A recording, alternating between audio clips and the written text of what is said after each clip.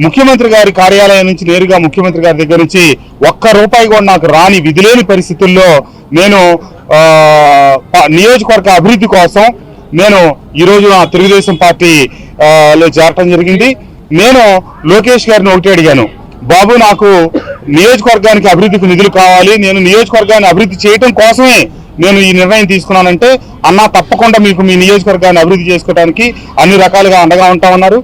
తప్పకుండా చంద్రబాబు నాయుడు గారి నాయకత్వంలో, లోకేష్ బాబు గారి నాయకత్వంలో ఆంధ్ర రాష్ట్ర పునర్నిర్మాణం కోసం, ఆంధ్ర రాష్ట్ర అభివృద్ధి కోసం ఈరోజు నేను తీసుకున్న ఈ నిర్ణయాన్ని నాతో పాటు కలిసి పనిచేసిన కార్యవర్గం అందరూ కూడా నాకు మద్దతు ఇస్తా ఉన్నారు. కానీ వాళ్ళందరికీ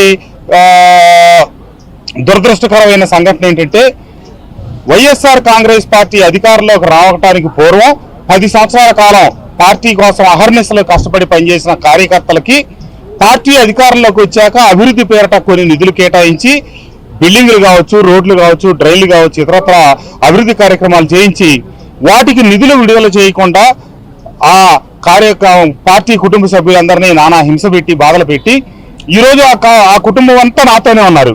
కానీ చివరి నిమిషంలో ఈ రోజున మేము ఇక్కడ ఉంటే గనక వచ్చే వారం రోజుల్లో బిల్లులు చెల్లిస్తాం, ఏవైతే వాళ్ళకి ప్రభుత్వం నుంచి బకాయిలు ఉన్నాయో అవన్నీ ఇస్తామని చెప్పి ఈరోజు నాతో పాటు రావాల్సిన నియోజకవర్గంలో మిగతా ఎంపీపీలు, జెడ్పీటీసీలు అందరిని ఆపారు.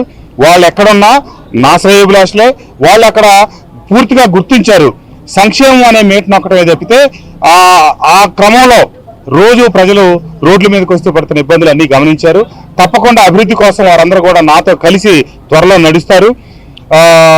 తప్పకుండా చంద్రబాబు నాయుడు గారి నాయకత్వంలో ఆంధ్ర రాష్ట్రం పురోభివృద్ధి చెందుతుందని ఆకాంక్షిస్తూ నేను గతంలో ఖచ్చితమైన ప్రకటన చేశాను.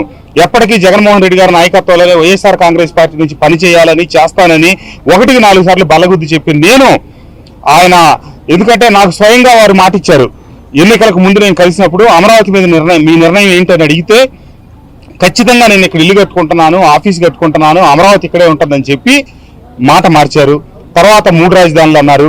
అట్లాగే అభివృద్ధికి నిధులు కేటాయిస్తా ఉన్నారు. నేను వారిని వ్యక్తిగతంగా 3 సార్లు నియోజకవర్గ అభివృద్ధికి నిధుల కోసం కలిసినప్పుడు ప్రతి సందర్భంలో చెప్పారు, దేవినేని ఉమామహేశ్వరరావు లాంటి వ్యక్తిని ఎదుర్కోవాలంటే వసంత కృష్ణప్రసాద్ తప్పితే మనకు వేరే మార్గం లేదు. కృష్ణప్రసాద్ని ముందుంచి అతనికి అభివృద్ధికి నిధులు కేటాయించాలని చెప్పి స్వయంగా వారి చేతితో ఆ లెటర్ల మీద రాయటం.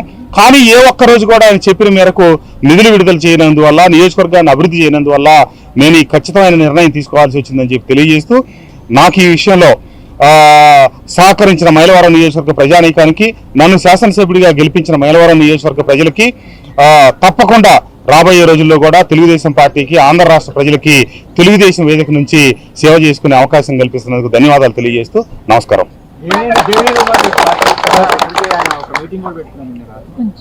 ఇవన్నీ నిరంతర ప్రక్రియలండి.